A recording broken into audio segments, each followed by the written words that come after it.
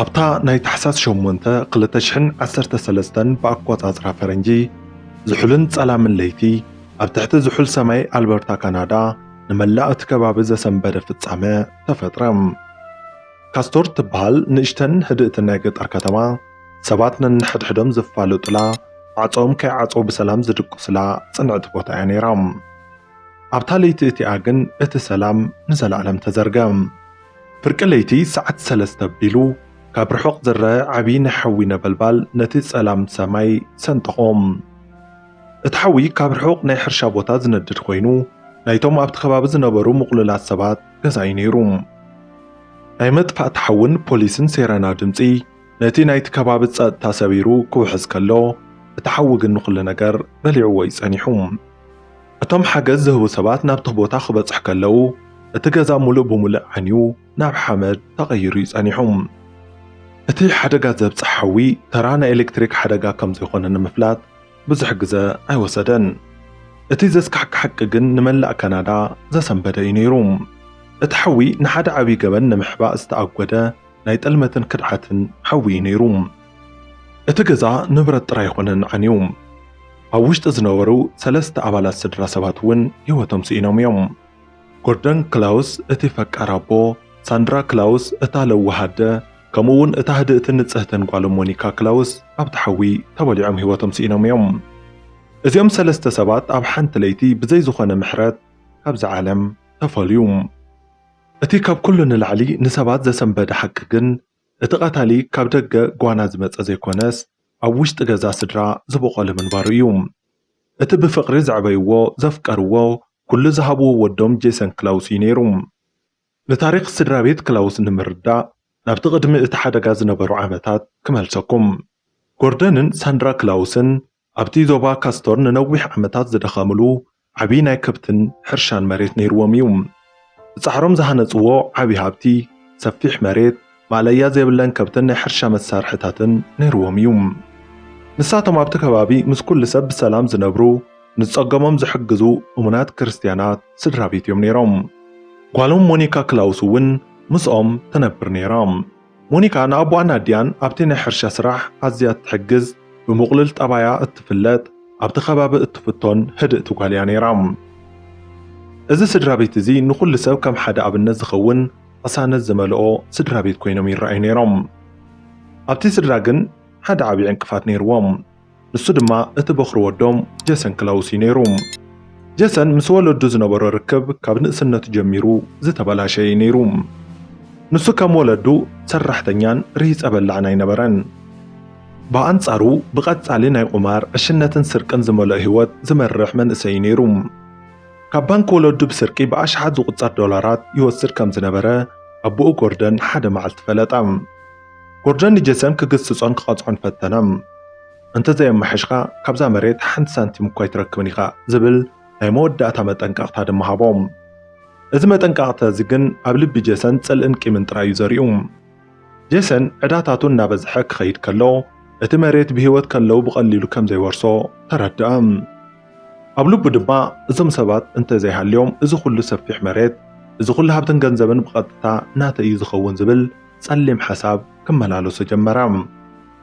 እቲ ናይ ስስዐ ዘርኢ ድማ ቀስ ብቀስ ናብ ናይ ቅትለት ውልቃዊ ውሳነ ተቐየረ። ጄሰን ክላውስ ንወለዱ ንበይኑ ክቐትል ድፍረት ኣይነበሮን። ብዘይካዚ ባዕሉ እንተቐቲልዎም ቀጥታ ፖሊስ ንዕኡ መጺኡ ከም ዝጥርጥሮ ይፈልጥ እዩ ነይሩ። ስለ ዝኾነ መሳርሒ ዝኾነን ነቲ ስራሕ ዝፍጽመሉን ካልእ ሰብ ከናዲ ጀመረ። ኣብዚ ድማ ምስ ጆሽዋ ፍራንክ ዝተባሃለ መንእሰይ ዝተላለየ። ጆሽዋ ፍራንክ ብገንዘብ ሕፅረት ዝተጠቕዐ ስራሕ ዘይብሉን ንገንዘብ ኢሉ ዝኾነ ነገር ክገብር ዝኽእልን ሰብ እዩ ነይሩ። እዚ ዝተረድአ ጄሰን ክላውስ ድማ ንጆሽዋ ቀረቦም። ነቲ ዝሓሰቦ ውዲት ከምዚ ክብል ኣረድኦም።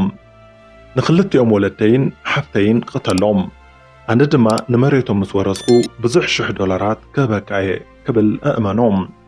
ጆሽዋ ስስዐ ገንዘብ ስለ ዘለዎ ነቲ ሓሳብ ብቐጥታ ተቐበሎም። ክልቲኦም ኮይኖም ነቲ ውዲት ንሶሙናት ኣዳለይዎም። ጄሰን ንጆሽዋ ናይቲ ገዛ መፍትሕን መእተዊ መንገድታትን ምስ መርዛም ሓሳባቱ ኣዳልዩ ሃቦም። ንገበን ዝኸውን ሽጉጥ እውን ባዕሉ ጄሰን ኣዳልዩሉ ነይሩ።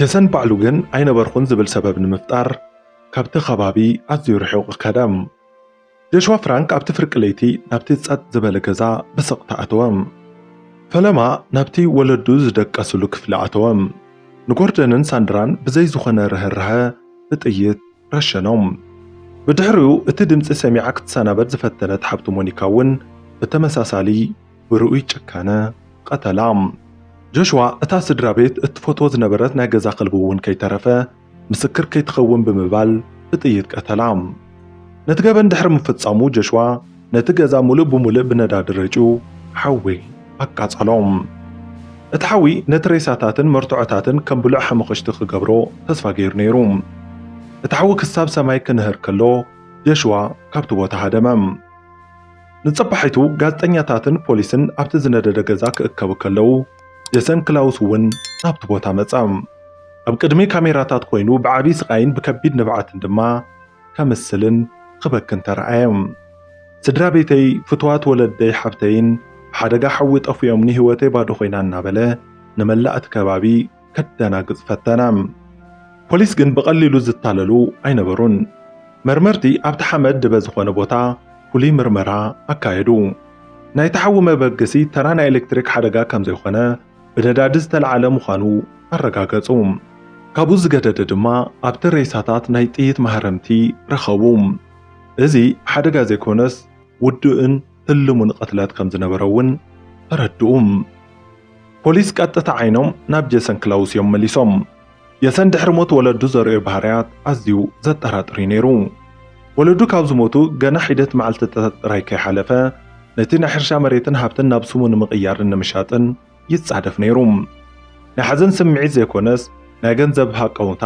ኣዝዩ ይረኣዮ ነይሩ መርመርቲ ንጄሰን ብተደጋጋሚ ሓተትዎም ንሱ ግን ኣዝዩ ተንኩለኛ ሰብ እዩ ነይሩ ምስክርነቱ ከይተጋገየ ብጥንቃቐ ይምልስ ነይሩ ፖሊስ ንምድንጋር ድማ ሓደ ናይ ሓሶት ወረ ፈጠረ ኣብቲ ከባቢ ሓደ ዝመውት ዘሎ ቪክተር ዝበሃል ሰብ ኣሎ ንሱ እዩ ነዚ ገበን ዝፈጺሞ ዝብል ናይ ሓሶት ታሪኽ ፈጠረ ፖሊስ ነዚ ታሪኽ እዚ ሓሶት ምዃኑ ብቕልጡፍ እዮም በፂሖሞም ግን እኹል ናይ ቅንጸላ መርትዖ ስለ ዘይነበሮም ንጄሰን ክላውስ ብሕጊ ክሕዝዎ ኣይከኣሉን እቲ መዝገብ ድማ ንኣዋርሕ ተዓጽዩ ምርመራ ተዓገተ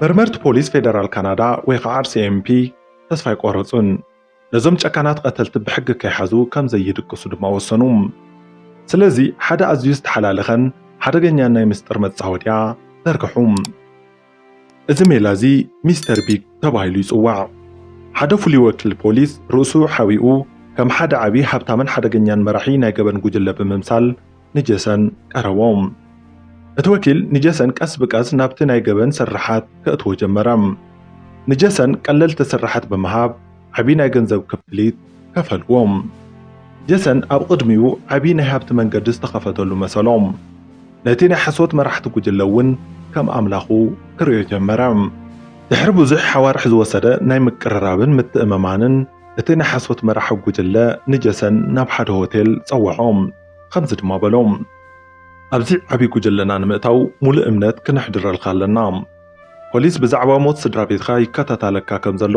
ንፈልጥ ኢና ንሕና ንፖሊስ ክነደናግፅን ምርትዖታት ክነጥፍአልካ ንኽእል ኢና ግን እቲ ሓቂ ክትነግረና ኣለካ ንወለድኻ ንስኻ ዲኻ ቀቲልካዮም ክብል ሓተቶም ጄሰን ኣብቲ መጻወድያ ብሙሉእ እግሩ ወደቐ ካብቲ ዝነበሮ ስስዕን ዕሽነትን ተላዒሉ ነቲ ዘስካሕካሕ ምስጢሩ ብናይ ገዛእ ርእሱ ድምፂ ክዛረብ ጀመረ እወ ኣነ የቕቲለዮም ንጆሽዋ ፍራንክ ገንዘብ ሂበ ሽጉጥ ኣዳልየ ናብቲ ገዛ ሰዲደዮም ንወለደይን ሓፍተይን ቀቲልዎም ነቲ ኸልቢ እውን ከይተረፈ ቀቲልናያ እናበለ ብኹርዓትን ብስሓቕን ኩሉ ምስጢር ነቲ ፖሊስ ዘርገፈሉ እዚ ኩሉ ቃል ግን ብምስጢር ይቐዳሕ ነይሩ ፖሊስ ንሙሉእ እቲ ገበን ዝገልጽ ናይ ድምፂ መርትዖ ኣብ ኢዶም ኣተወም ፖሊስ እኹልን ዘይከሓድን መርትዖ ሒዞም ንጄሰን ክላውስ ጆሽዋ ፍራንክን ብኡ ንብኡ ኣብ ትሕቲ ቁፅፅር እተውዎም ኣብ 2018 ብኣቆጻጽራ ፈረንጂ ዝተገብረ ናይ ፍርዲ ቤት መስርሕ ንመላእ ካናዳ